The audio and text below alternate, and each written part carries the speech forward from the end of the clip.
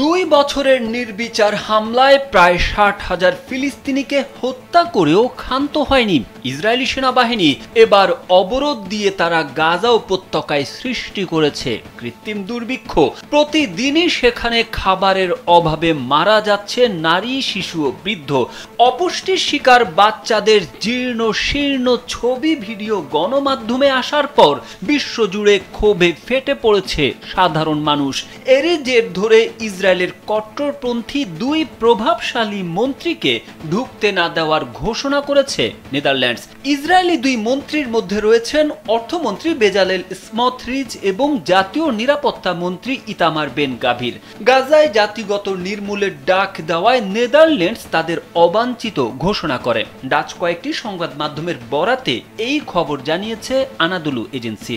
স্থানীয় সময় সোমবার রাতে নেদারল্যান্ডসের পররাষ্ট্রমন্ত্রী ক্যাসপার ভেল্ডক্যাম্প এই সিদ্ধান্তের পক্ষে ব্যাখ্যা দেন। তিনি বলেন, এই 2 মন্ত্রী বারবার ফিলিস্তিনিদের বিরুদ্ধে সহিংসতা ছড়িয়েছেন, অবৈধ বসতি গড়ার পক্ষে কথা বলেছেন এবং গাজা থেকে ফিলিস্তিনিদের তাড়িয়ে দেওয়ার দাবি তুলেছেন।